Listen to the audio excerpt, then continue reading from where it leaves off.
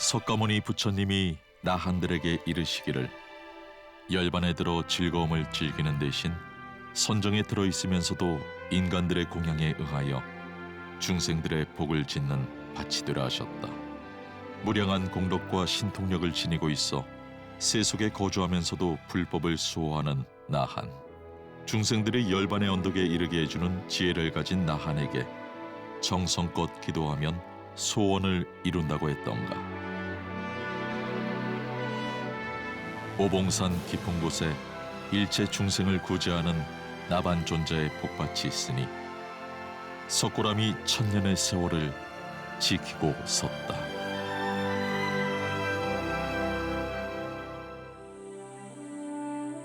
산세가 뛰어난 도봉산의 서쪽 5봉우리 오봉산. 위론 도봉이 치닫고 아래론 삼각산이 모여 풍수지리상으로 왕관의 형상을 띠고 있어 수행자가 살기엔 더없이 좋은 곳이다. 이 오봉산의 관음봉 중턱에 나한 기도도량 석고람이 자리하고 있다.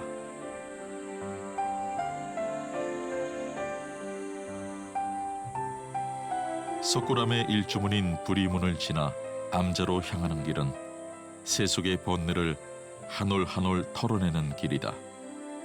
둘이 아닌 하나의 진리를 뜻하는 불이, 승과 속의 경계를 보여주면서도 그 경계를 여지없이 허문다.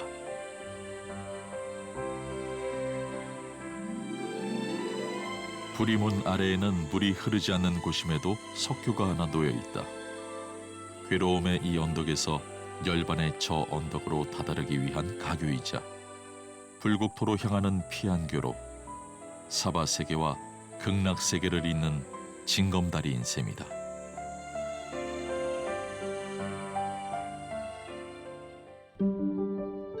석고람은 신라 문무왕 때 의상대사가 창건한 곳으로 고려 공민왕 때 왕사였던 나홍 화상이 3년간 머물며 정진했던 수행처이기도 하다. 조선시대에 이르러서는 무학대사의 제자인 설암 관익대사가 중수하고 석굴의 지장보살과 나한 두 존상을 봉안했다고 한다. 이후 단종이 왕위를 수양대군에게 물려준 1455년에 정순왕후가 단종을 위해 3년간 천일 기도를 하고 1만 냥을 시주에 원찰로 삼았다는 기록이 있다. 이처럼 수많은 고승들이 머물며 선맥을 이어오던 석굴암은 한국 전쟁의 치열한 격전 속에서 전소되기에 이르렀고 1954년 초안 스님에 의해 복원을 시작해 1955년 도일 스님이 규모를 확장해 오늘날의 모습을 갖췄다. 손수 축대를 쌓고 기와를 날랐던 초안선사의 노력과 부처님과 나안전에 향을 올렸던 불자들의 기도가 어우러져 석굴암을 만든 것이다. 석굴암은 나한 기도 도량으로 잘 알려져 있다. 나반 존자는 홀로 깨달았다 하여 독성이라고도 불리며 부처님의 제자 중 한 분인 빈두로 존자라고도 한다. 부처님이 열반하신 후 중생을 제도하려는 원력을 세웠는데 매우 엄하기도 하여 기도 중에는 조금의 게으름이나 흐트러짐 없이 이 심을 다해야만 가피를 내려준다고 한다.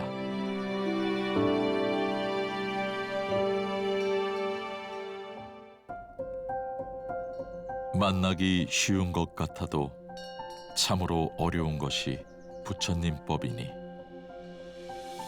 고뇌의 실상을 통찰하고 무명과 탐욕을 떠나 지혜와 자비를 실천하겠다고 마음을 낸 이야말로 진실된 법과 가피를 만날 수 있다. 암자 이름의 기원이 된 석굴법당은 나한전이다. 외부에서 보면 새로 지어진 현대식 법당처럼 보이지만 내부로 들어서면 커다란 바위를 천장으로 삼은 자연 동굴임을 알 수 있다.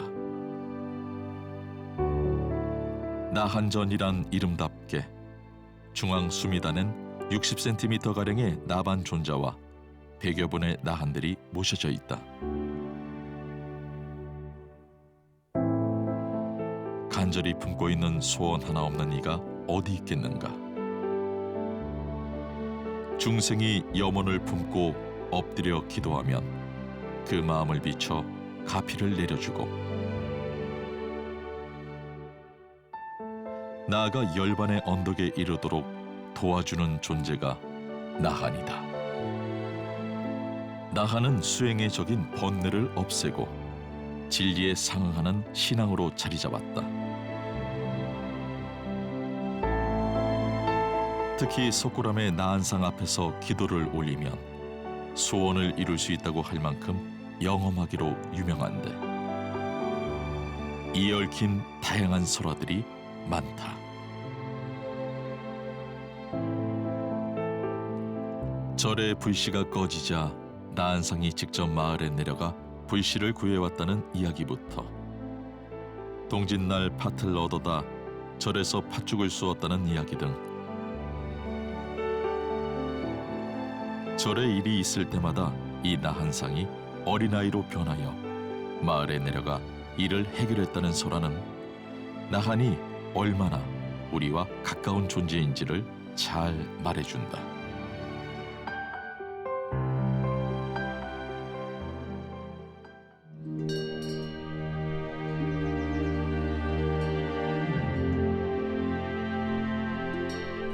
나한이 누구나 정진하면 부처가 될 수 있다는 것을 말해주듯 암자는 깨달음으로 가는 길 가파른 계단을 오르듯 꾸준히 정진해야 한다고 설법한다.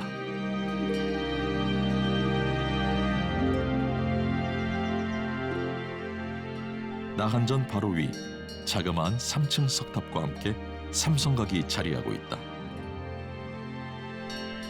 석굴암 삼성각에는 특이하게도 세 분의 성인 대신 지장보살을 모셨다. 두건을 쓰고 다소 경직된 모습이지만 지옥인 명부에서 중생들을 구제하는 자비로움만은 그대로 느껴진다. 석조 지장보살상은 나한전의 석조 나한상, 대웅전의 석가열의 좌상과 유사한 시기에 조성된 것으로 추정되는데 조선 후기의 양주를 대표하는 불상 양식인 동시에 왕실 발원의 사찰에서 많이 모셔진 유행이기도 해 19세기 당시 석굴암의 위상이 어땠는지 잘 보여준다.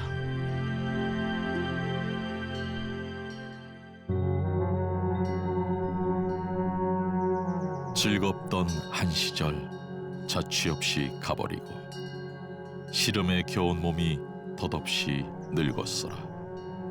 한 끼 밥 짓는 동안 더 기다려 무엇하랴. 세상사가 꿈인 줄 내 인제 알았노라.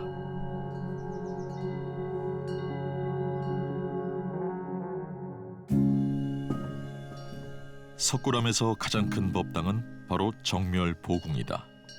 온갖 번뇌와 망상에서 벗어난 보배로운 궁전이란 의미의 정멸보궁은 부처님의 진신사리를 모신 성스러운 곳이다. 석굴암은 미얀마에서 이윤해온 진신사리를 봉안하기 위해 수도권에서는 최초로 정멸보궁 불사를 진행하고 있다. 순금으로 장엄한 외부에는 석가모니 부처님의 생애를 8장의 그림으로 그린 팔상도가 그려져 있다. 오색 꽃비가 내리는 가운데 탄생한 아기 부처님의 모습부터 모든 중생을 고통과 괴로움 속에서 건져낼 진리를 찾아 고행을 시작하시고 6년 만에 보리수 아래에서 깨달음을 얻어 5 수행자에게 최초로 설법한 것을 시작으로 45년간 깨달음을 나눠주고 열반에 드시기까지의 이야기가 벽을 장식하고 있다.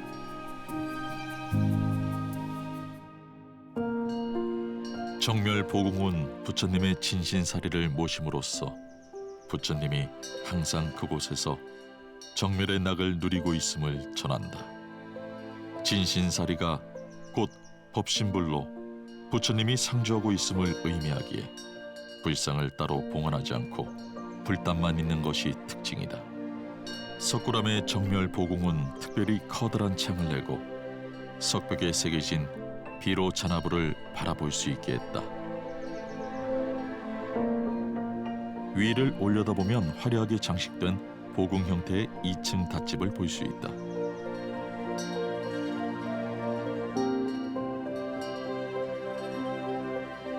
이것은 부처님의 극락세계를 상징하는 것으로 도솔천 내원궁과 정멸보궁의 현판이 달려있다. 불교에서 용은 부처님과 불법을 수호하고 중생을 구제하는 역할을 한다. 특히 법당 안에 용을 배치해 부처님을 지근거리에서 수호하게 했는데 그 한가운데 불법에 박힌 법륜을 장식해 정멸보궁이 곧 극락세계로 가는 배인 반야용선임을 나타냈다. 참지의 눈으로 바라본 세계가 일심법계이고 화엄세계라 했던가.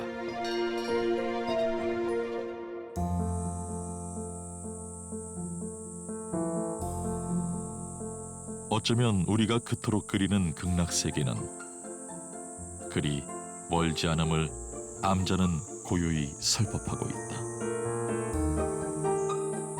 마음밖에 다른 부처가 없다는 옛 선사의 말과 달리 중생은 마음 밖에서 깨달음을 찾는다. 산속의 암자에서 중생들의 무명을 깨우는 것이 바로 이 범중이다. 밤낮으로 오봉산 자락을 울리며 부처님의 가르침과 자비가 널리 퍼져 중생의 고통을 덜어주기를 기원하고 있는 것이다.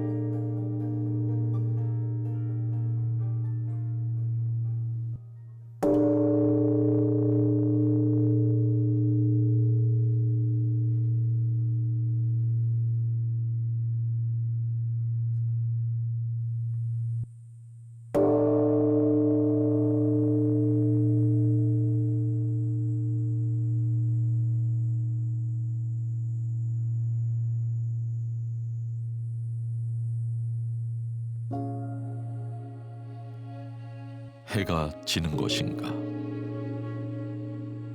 달이 뜨는 것인가? 하루가 지고 날이 바뀌는 것을 정하는 것은 오직 마음의 일이니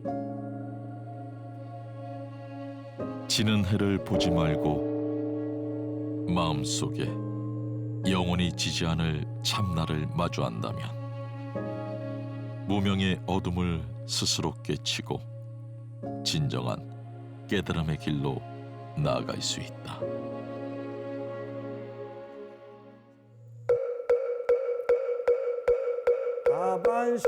다반신통세소이 행장연 나임시위 송하흔적 경천도 생계자며 있사요 고하이신기며 정정내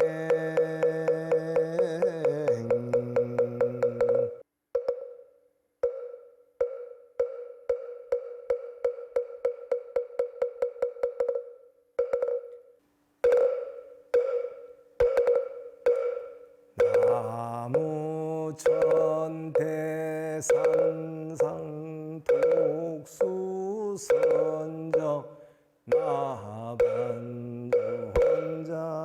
나반존 나반존자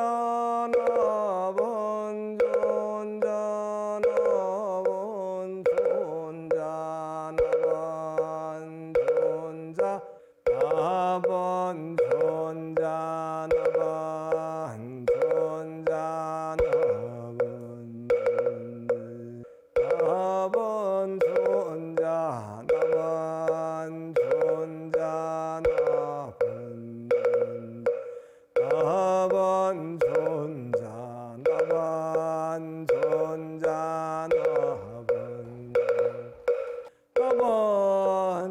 나반존자 나반존자 나반존자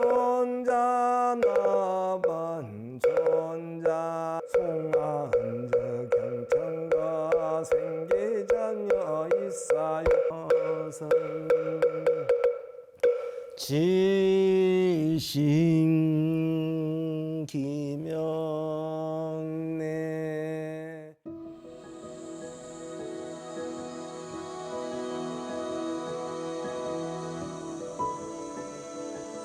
암자에서 조금만 더 산길을 오르면 원래 있던 자연 그대로의 삼각형 바위에 새겨진 약사열의 부처님을 만날 수 있다.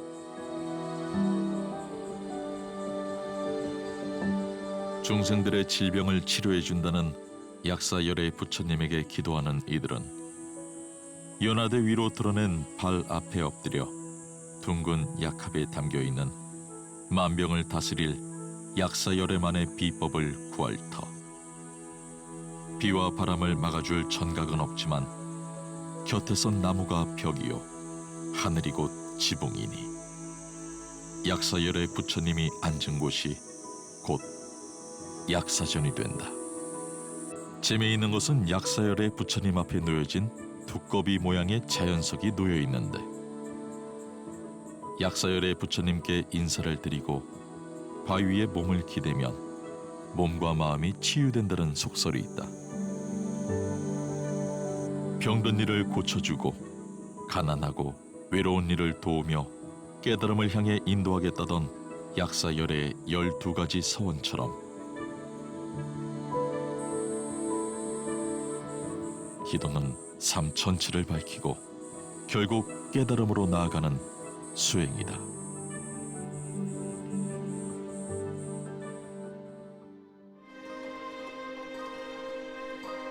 태어난 것은 반드시 죽게 되고 밝음은 반드시 어둠을 동반하나니 바로 이것이 영원히 변치 않는 진리라 했던 열반경의 구절처럼 고통 속에서도 희망을 잃지 않는 방편 또한 기도가 아니겠는가.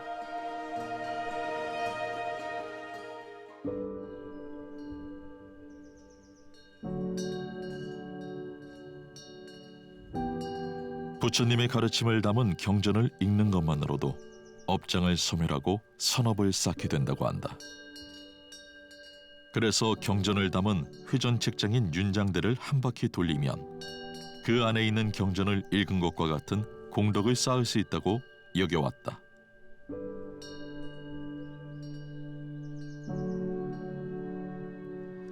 부처님의 가르침을 법이라 하고 부처님의 설법을 일러 법의 수레바퀴를 굴리셨다라고 표현하는 것처럼 윤장대를 돌릴 때마다 수레가 굴러가듯 법이 머물지 않고 전해지기를 바라는 염원이 담겨 있다.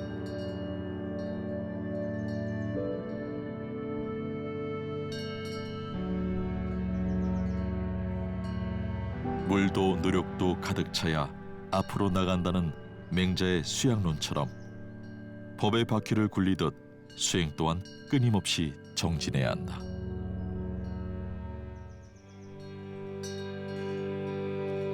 괴로움, 역경, 아픔, 슬픔 같은 부정적인 것들도 필요하다. 거기에 벗어나려고 애쓰지 마라. 그것이 일어나는 것을 마땅히 허용하고 받아들임으로써 깨달음은 더 빨라진다.